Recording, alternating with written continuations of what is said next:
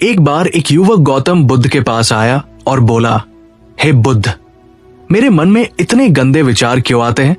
मैं नहीं चाहता कि मेरे मन में ऐसे विचार आए, लेकिन ये काम वासना के विचार हमेशा चलते रहते हैं। मैं इन विचारों के बारे में सोच सोच कर परेशान हूं।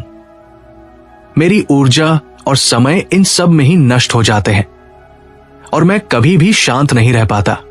मैं हमेशा स्त्रियों को देखकर मोहित हो जाता हूं। इन विचारों को अपने आप से रोक नहीं पाता। बुद्ध मुस्कुराए और युवक से पूछा, क्या तुम्हें पता है काम वासना होती क्या है? युवक ने उत्तर दिया, बुद्ध, मुझे तो नहीं पता कि काम वासना क्या होती है, लेकिन हां, ये जो भी है बहुत बुरी चीज है। बुद्ध ने कहा, सबसे पहले तुम्हें यह समझना होगा कि प्राकृतिक रूप से जो भी चीज हमारे अंदर है वो बुरी नहीं है। हमारे जीवन में उसकी कुछ न कुछ आवश्यकता होती है। वासना कोई बुरी बात नहीं है। ये तो हमारे मन की एक भावना है जो हमें किसी न किसी चीज की कमी का एहसास करवाती है। जब ये आवश्यकता शारीरिक होती है तो हम इसे काम वासना का नाम देते हैं। युवक ने पूछा, बुद्ध, मुझे काम वासना का मतलब तो समझ में आ गया, पर आप मुझे बताइए ये आई कहां से है और कैसे आई है? बुद्ध ने कहा, काम वासना कहानी से नहीं आई है, ये तो हमारे अंदर ही होती है और इसका होना जरूरी भी है, तभी तो मानव जाति का विस्तार होगा। युवक ने कहा, अगर ये हमारे अंदर है और जरूरी भी है तो फिर लोग इसे गलत क्यों बोलते हैं? बुद्ध ने उत्तर दिया, यही तो समस्या है। लोगों ने काम वासना को गलत तरीके से सोच लिया है। इसे छिपाने या दबाने की कोशिश करते हैं। काम वासना गलत नहीं है, बल्कि काम वासना का गलत तरीके से प्रयोग करना गलत है। लोग जिससे प्रेम करते हैं बस उसके लिए जीने लगते हैं और उसी के बारे में हमेशा सोचते रहते हैं, पर यह सब गलत है। बुद्ध ने युवक से पूछा, क्या तुम्हें पता है जानवरों में भी काम वासना होती है? युवक ने उत्तर दिया, हां बुद्ध, जानवरों में भी काम वासना होती है, क्योंकि जानवर भी तो अपनी पीढ़ी को आगे बढ़ाते हैं। बुद्ध ने कहा, तो फिर हम जानवरों की काम वासना को गलत क्यों नहीं कहते? युवक ने कहा, मुझे नहीं पता महात्मा, आप ही मुझे बताइए। गौतम बुद्ध ने कहा, जानवर अपनी काम वासना का प्रयोग आनंद के लिए नहीं करते। वे तो सिर्फ संतान उत्पन्न करने के लिए ही काम वासना का उपयोग करते हैं। जानवरों को प्रकृति ने इतनी समझ नहीं दी कि वे काम वासना को अपने सुख का आधार बना सकें, जबकि मनुष्य अपनी समझ के आधार पर प्रकृति में मौजूद प्रत्येक वस्तु को अपने सुख के लिए प्रयोग करता है। हम इंसानों ने ही काम वासना को अपने सुख का साधन बना लिया है, जबकि प्रकृति ने तो हमें इसे अपने वंश को आगे बढ़ाने के लिए दिया था। युवक ने पूछा, महात्मा जी, ये काम वासना हम पर भारी क्यों होती है? तब गौतम बुद्ध ने कहा, सुनो, अब जो मैं तुम्हें बताऊंगा उसे तुम ध्यानपूर्वक सुनो। एक बार की बात है, एक आश्रम में गुरु और उनके शिष्य रहा करते थे, जो रोजाना आश्रम के बाहर स्थित गांव में भिक्षा लेने जाते थे। उस आश्रम का एक शिष्य गांव में भिक्षा लेने जाता था। उसे रास्ते में एक नदी पड़ती थी। एक दिन उसने देखा कि एक लड़का पेड़ के पीछे छिपा है। वो उसके पास गया और बोला, भाई, तुम इस पेड़ के पीछे छिपकर क्या देख रहे हो? लड़के ने कहा, अरे, तुझे नहीं दिख रहा कि मैं क्या देख रहा हूं? तब शिष्य ने नदी की तरफ देखा तो वहां कुछ लड़कियां पानी भर रही थी। वे लड़कियां 14 से 15 साल की थी। तब उसने उस लड़के से कहा, अरे भाई, वहां तो लड़कियां पानी भर रही है, इसमें छिपकर देखने वाली क्या बात है? तब वो लड़का शिष्य की तरफ देखकर बोला, अरे पागल, तुम्हें दिखाई नहीं दे रहा कि कैसे ये परियां नदी से पानी निकाल रही हैं? जरा उनकी अदाओं को तो देखो, उनके कोमल शरीर को देखो, उनकी पतली कमर को देखो और उनके बाल उनकी कमर पर कैसे लहरा रहे हैं, मानो सुंदरता बिखरी पड़ी हो। शिष्य ने फिर नदी की तरफ देखा और इस बार वो इससे देख ही चला गया। उसे किसी भी बात का कोई डर नहीं था, लेकिन अब वो छिपने लगा और उन लड़कियों को देखने लगा। और जब वो छिपकर लड़कियों को देख रहा था, तभी वो अचानक अंदर से कांप गया और उसने कहा, ये मैं क्या कर रहा हूं? जो कर रहा हूं वो सही नहीं है, मुझे यहां से चले जाना चाहिए। और फिर वो जल्दी से वहां से चला गया। वो आश्रम पहुंच गया, लेकिन जो उसने अभी देखा था वही उसकी आंखों के सामने बार बार आ रहा था। उसके मन में वही दृश्य चल रहा था। उसका मन बेचैन था। वो हमेशा किसी न किसी प्रकार के विचार में उलझा रहता था। वो आश्रम के कार्यों को भी ठीक से नहीं कर रहा था। गुरु ने अपने शिष्य की इन हरकतों को जान लिया था। तब एक दिन गुरु ने शिष्य को अपने पास बुलाया और कहा, आज से मैं भी तुम्हारे साथ भिक्षा मांगने चलूंगा। शिष्य ने गुरु को माना करते हुए बोला, नहीं गुरुदेव, आप परेशान क्यों हो रहे हैं? मैं अकेला ही ठीक से भिक्षा मांग सकता हूं। गुरु ने शिष्य से कहा, ठीक है, तुम अकेले ही भिक्षा मांगने जाओ। शिष्य तुरंत वहां से भिक्षा मांगने के लिए निकल गया।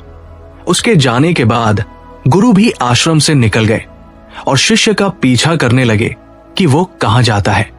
थोड़ी दूर जाने के बाद गुरु ने देखा कि उनका शिष्य एक लड़के के साथ एक पेड़ के पीछे छिपा हुआ है और छिपकर कुछ देख रहा है। गुरु भी अपने शिष्य के पीछे जाकर खड़े हो गए कि आखिर उनका शिष्य क्या देख रहा है, जिसे देखने के लिए वो पेड़ के पीछे छिपा पड़ा है। गुरु ने देखा कि उनका शिष्य पेड़ के पीछे छिपकर लड़कियों को देख रहा था जो नदी से पानी भर रही थी। तभी गुरु ने शिष्य को कहा, तुम क्या देख रहे हो? अपने गुरु की आवाज सुनकर वो शिष्य घबरा गया और उसके पसीने छूटने लगे। वो थरथर कांपने लगा, जैसे किसी चोर को चोरी करते समय रंगे हाथ पकड़ लिया हो। उसकी हालत खराब हो गई। वो कुछ भी नहीं बोल रहा था। उसके मुंह से कुछ टूटे फूटे शब्द भी बाहर निकल रहे थे। वो अपने गुरु से नजर भी नहीं मिला पा रहा था। गुरु ने शिष्य की तरफ देखा और कहा, मेरा शिष्य तो नहीं डरता था, उसे तो किसी भी चीज का डर नहीं था, लेकिन ये क्या, तुम तो डर के मारे कांप रहे हो। शिष्य ने कहा, गुरुदेव, मेरा इसमें कोई दोष नहीं है। उस लड़के ने मुझे भड़काया था, लेकिन आपसे मैं वादा करता हूं कि आज के बाद मैं ऐसा कभी नहीं करूंगा। मुझे माफ कर दो गुरुदेव। गुरु ने शिष्य से कहा, कोई बात नहीं, पर इस बात का तुम ध्यान रखना कि हम जैसी संगति करते हैं वैसा ही फल हमें प्राप्त होता है। हमारे विचार हमारे अंदर प्रवेश करते हैं, इसीलिए अच्छी संगति करो जिससे तुम्हारे अंदर अच्छे विचारों का प्रवेश हो। फिर गुरु और शिष्य आश्रम लौट आए और फिर से आश्रम के कार्यों पर ध्यान देने लगे। उसने उस रास्ते को छोड़ दिया और दूसरे रास्ते से जाने लगा। वो अपने काम को ध्यान से करने लगा, लेकिन धीरे धीरे उसके अंदर क्रोध उत्पन्न हो गया और फिर वो दूसरों पर क्रोध करने लगा। अब वो सही समय पर भजन भी नहीं करता था। एक रात गुरु शिष्य के पास आए और उसे बोले, अब तक तुमने कितनी बार अपना वादा तोड़ दिया? ये सुनकर शिष्य अपने गुरु के चरणों में गिर गया और रोते रोते बोला, गुरुदेव, मैं कई बार अपना वादा तोड़ चुका हूं, फिर वादा कर लेता हूं, लेकिन हर बार मैं वादा तोड़ देता हूं। मेरा मन मेरे नियंत्रण में नहीं है। मैं बहुत कोशिश करता हूं कि मैं अपने मन से सारे बुरे विचारों को निकाल दूं, लेकिन मैं ऐसा कर नहीं पा रहा हूं। तब गुरु ने शिष्य को कहा, चलो मेरे साथ। गुरु शिष्य को आश्रम के बगीचे में ले गए और शिष्य से कहा, देखो, यहां पर कुछ नालियां बनी हुई है जिससे नदी का पानी इन पौधों तक आ रहा है और ये पानी एक निरंतरता से बह रहा है। क्या तुम इस पानी के बहाव को रोक सकते हो? शिष्य ने कहा, हां गुरुदेव, मैं इस बहाव को रोक सकता हूं। फिर शिष्य ने मिट्टी उठाकर उसे नाली में डाल दी। पानी थोड़ी देर के लिए रुक गया, लेकिन फिर थोड़ी देर बाद उसे मिट्टी के ऊपर से पानी बह निकला। गुरु ने शिष्य से कहा, अरे ये क्या, पानी तो रुक ही नहीं रहा। तब शिष्य ने कुछ कंकर पत्थर उठाकर उसे नाली में डाल दिए और फिर थोड़ी देर के लिए पानी रुक गया, लेकिन फिर थोड़ी देर बाद उन कंकर पत्थरों के ऊपर से पानी बह निकला। गुरु ने कहा, यह क्या हुआ? पानी तो फिर से बह गया। तुम तो बोल रहे थे कि तुम इसे रोक सकते हो। तब शिष्य ने कहा, कोई बात नहीं गुरुदेव, मैं इस पानी को रोक कर दिखाऊंगा। वो फिर से एक बड़ा सा पत्थर लेकर आया और उसे नाली पर डाल दिया। तब गुरु ने कहा, देखो पानी रुक गया है। तब शिष्य ने गर्व से कहा, देखा गुरुदेव, मैंने पानी को रोक दिया है। गुरु मुस्कुराए और बोले, अच्छा जरा ध्यान से देखो, पानी तो रुक गया, लेकिन वो पीछे की नाली तोड़कर बाहर आ गया और अगल बगल से बह रहा है। ध्यान से देखो, ये पत्थर आगे भी बह जाएगा और ये पानी अपना रास्ता बदलकर फिर से आगे की तरफ बह जाएगा। फिर गुरु ने शिष्य को समझाया, तुम्हारे साथ भी तो ऐसा ही चल रहा है।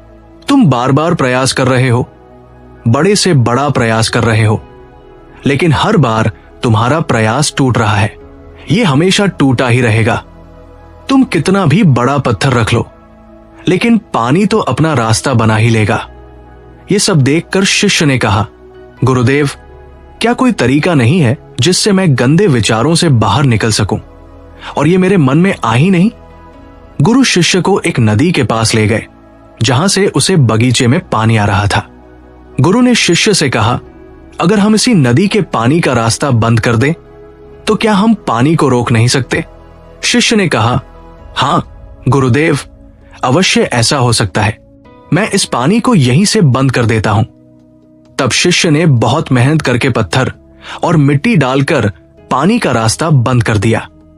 गुरु ने कहा, अगर पानी बगीचे में नहीं जाएगा तो पेड़ पौधों को पानी कहां से मिलेगा?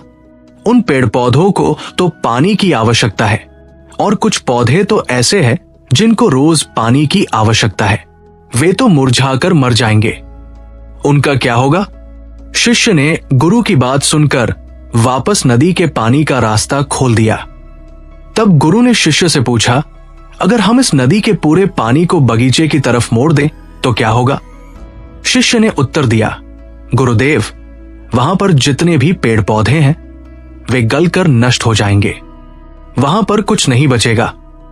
गुरु मुस्कुराए और बोले, तुम इस बात को समझो कि हमें किसी भी चीज को रोकना नहीं है, बस हमें हमेशा संतुलन बनाए रखना है। कम पानी से भी पौधे नष्ट होते हैं और ज्यादा पानी से भी पौधे नष्ट होते हैं।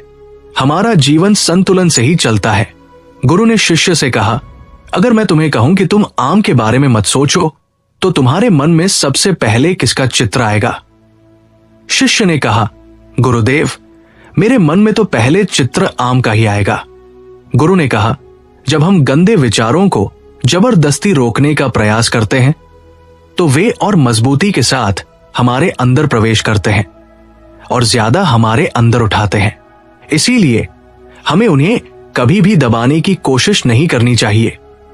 फिर गुरु ने शिष्य को जाते हुए कहा, हमारे गंदे विचार बुरे लोगों की संगति करने की वजह से भी आते हैं। कभी कभी कामुकता हमारे अंदर होती नहीं है, लेकिन कुछ अश्लील लोगों के साथ रहने की वजह से ये हमारे अंदर भारी हो जाती है।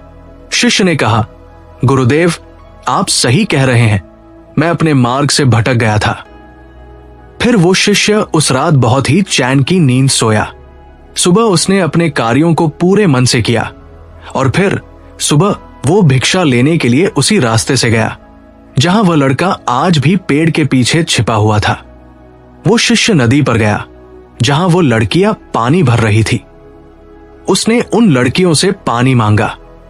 उन लड़कियों में से एक लड़की ने उसे पानी पिलाया और उसने सन्यासी शिष्य के चरण छुए। शिष्य ने उसे आशीर्वाद दिया, तुम्हारा कल्याण हो। उसका मन सकारात्मक ऊर्जा से भर गया। उसके चेहरे पर मुस्कान आ गई थी, जैसे उसने कुछ खोया हुआ वापस पा लिया हो। वो वापस अपने रास्ते से जाने लगा। तभी पीछे से वो लड़का आया जो पेड़ के पीछे छिपा हुआ था।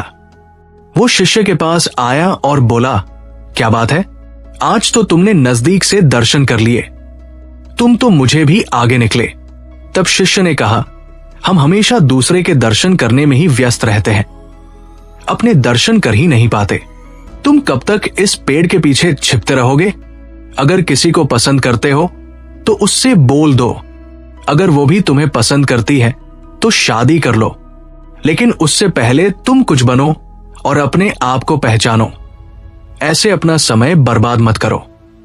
फिर वो लड़का रोज उससे मिलने लगा और उसने नदी पर जाना छोड़ दिया। फिर वो लड़का अपने जीवन में कुछ बनने के लिए संघर्ष करने लगा। तो तुमने देखा संगति का असर क्या होता है।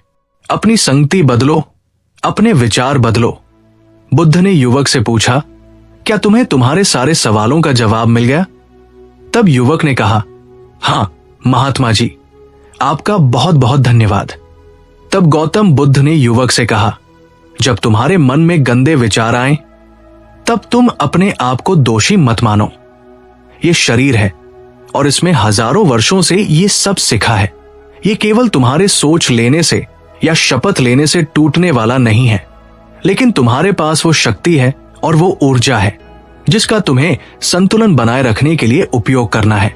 तुम एक जीवित ऊर्जा हो जो कुछ भी अनुभव करने के लिए स्वतंत्र है, जो कुछ निर्माण करने के लिए स्वतंत्र है। इसीलिए तुम अपने आप को पहचानो। दोस्तों, आपको ये कहानी कैसी लगी हमें कमेंट करके जरूर बताना और ऐसी ही और कहानियों के लिए सब्सक्राइब का बटन जरूर दबाना।